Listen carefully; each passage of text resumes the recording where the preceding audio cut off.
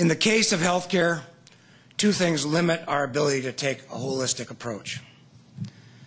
First, healthcare is now 17% of our economy and growing. Almost 1 in 5 of us work in healthcare. In 1961, 3 days before he was to leave office, President Eisenhower gave his final speech focusing on the dangers to a democracy of the military-industrial complex.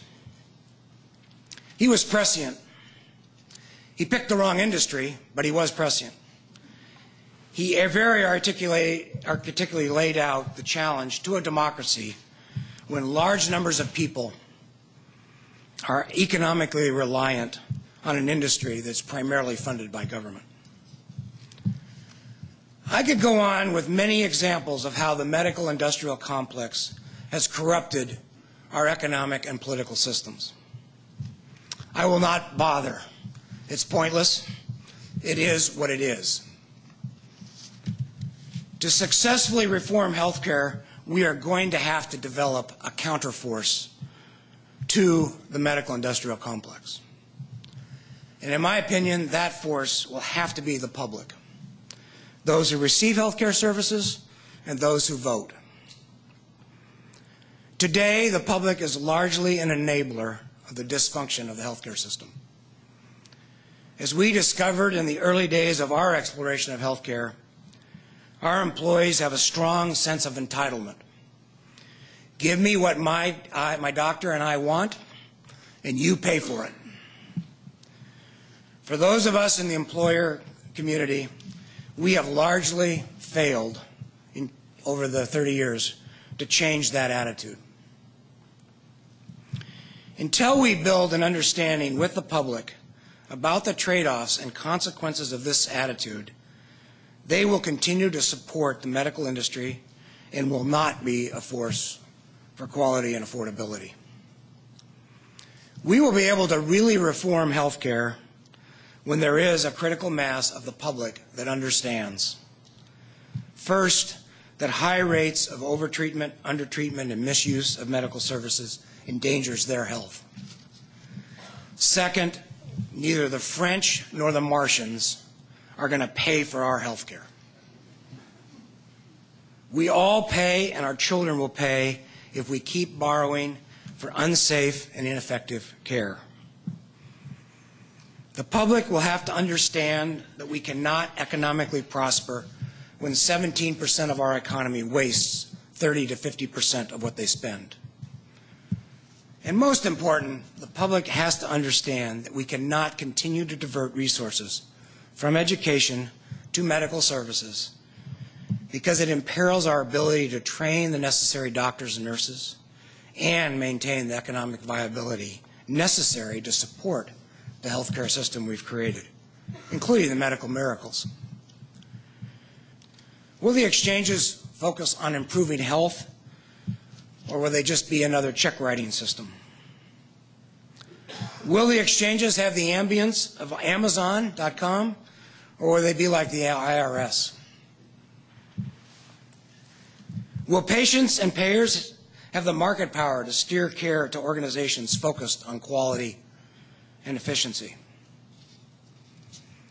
Will the exchanges be understandable to the public? And will the exchange mechanism be a force for more simplicity and less fragmentation? I said in the beginning that I sensed we were approaching Churchill's doing the right thing. I say this for two reasons, not necessarily related to the Affordable Care Act. Dr. Woody Brock of Selective Economic Decisions included the following in his year-end report to clients. Quote, "The year 2010 is the year when the bond market, the currency markets, and the public awoke to the reality that will politically and economically bedevil the West for at least the next 50 years. The prevailing incentive structure has made it rational for bankers, citizens, and politicians alike to mortgage the future in a manner that is completely unsustainable.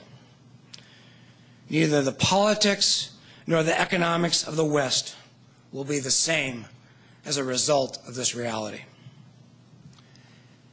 Close quotes. And certainly medical care is at the center of this mortgaging the future. What I have noticed in the last 18 months is that the conversation has changed. While much of it is not rational and largely silly, the conversation has shifted to one about how we might afford and sustain our healthcare system. Remember that charge that I received from my employer 32 years ago? What can we do about these healthcare costs? Well, I think that has now risen to the top of agendas, and I believe it will be with us for a long time, maybe the 50 years that Dr. Brock mentions. And to be more specific, you cannot bring the federal budget into balance without dealing with Medicare and Medicaid, and mostly Medicare. Every other developed country in the world has a budget for their publicly funded health care. The U.S. will have to find a way to do this. So I think we are starting the journey of getting it right. I also believe there's lots of hard work in front of us. As a democracy, we've faced other crises, and we've worked our way through those. And I do believe that in the case of healthcare, we can emerge from the current crisis with a truly reformed healthcare system. I do believe that the last 50 years is largely a lost opportunity in healthcare reform. But today we could take the lessons of that experience and start the process of building something different. We will be successful at this if we consider the overall ecology of health services and include affordability as a key aspect of quality. Affordability as a key aspect of quality.